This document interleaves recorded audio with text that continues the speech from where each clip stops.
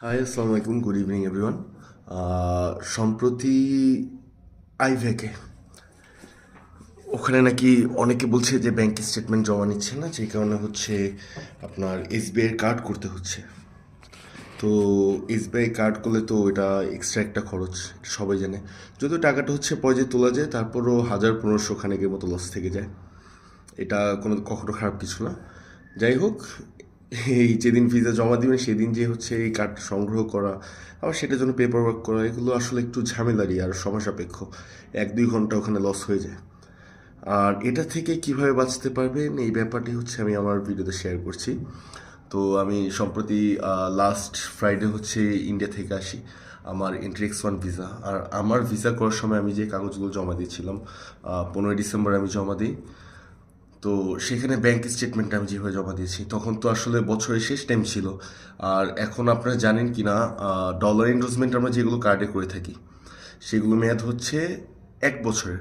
যেমন জানুয়ারির প্রথম দিন থেকে শুরু করে এই 31 ডিসেম্বর অফ দ্য সেম ইয়ার, মানে 1 বছরের মধ্যে। আর রিসেন্টলি এই ঘটনাটা যেটা ঘটেছে, যে স্টেটমেন্ট হচ্ছে নিচ্ছে না, বা ওগুলো হচ্ছে ক্যান্সেল করা হচ্ছে, আবার অনেকে ভিসা পাচ্ছেন না, মূলত স্টেটমেন্টের ঝামেলার জন্য এই জিনিসটা হয়। আর বাদ বাকি অনেক কিছু হচ্ছে কনসিডার করে আইফ্যাক। হ্যাঁ, তো বছরের ফার্স্টের দিকে জমা দিলে হয় কি, ধরুন 1 থেকে 7 তারিখের মধ্যে দিয়েছেন, অনেকের হয়তো খেয়াল নেই যে আপনার কার্ডে হচ্ছে এন্ডোজমেন্টটা করা নেই, অথবা মেয়াদটা হচ্ছে অলরেডি শেষ হয়ে গেছে। তাই যারা হচ্ছে এখন জমা দেওয়ার প্ল্যান করছেন, তারা সবাই অবশ্যই এন্ডোজমেন্ট করে নেবেন কার্ডে। কার্ড এন্ডোজমেন্টটা থাকলে ব্যাংকের কাগজ যেভাবে জমা দিবেন, আমি যে কাজটা সবসময় করি, আশা করি এই টিপসটা হচ্ছে আপনাদের সবাই কাজে লাগবে। কারণ অনেকে হচ্ছে ফেক এন্ডোজমেন্ট, তারপর হচ্ছে ফেক ব্যাংক স্টেটমেন্ট, এগুলো সব কিছু জমা দিয়ে হচ্ছে আপনি ট্রাই করেন। তো এটা থেকে পরিত্রাণ পাওয়ার উপায় হচ্ছে, আপনারা প্রথমত হচ্ছে ব্যাংক স্টেটমেন্টটা দিবেন মিনিমাম 6 মাস, পারলে 1 বছর দিন। 1 বছর হলে আপনার ব্যাংক স্টেটমেন্ট সাইজটা অনেক বড় হয়ে যাবে।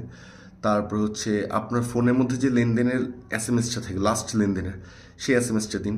আপনার চেক বইয়ের পাতার কপি দিন, এবং আপনার কার্ডের কপি দিন। আর ব্যাংক কার্ড যেটা, সেই কার্ড নাম্বারটা অবশ্যই এন্ডোজমেন্টের নিচে উল্লেখিত থাকতে হবে। হ্যাঁ, আবার রিপিট করছি, আপনার যে ব্যাংকের কার্ডটা সেটাতে যে আপনি ডলার এন্ডোজমেন্ট করেছেন, আপনার ওই এন্ডোজমেন্ট ইয়ারের নিচে হচ্ছে অবশ্যই উল্লেখ করা থাকতে হবে। আর এইভাবে জমা দিলে আশা করি আইভ্যাকেও হচ্ছে আপনার কাগজ সমস্যা করবে না, এবং ব্যাংকের স্টেটমেন্টটি হচ্ছে আপনার গ্রহণ করবে। তো যদি আমার এই ইনফরমেশন থেকে কেউ উপকৃত হন, অথবা এখানে কোনো ভুল ত্রুটি থাকে, তাহলে হচ্ছে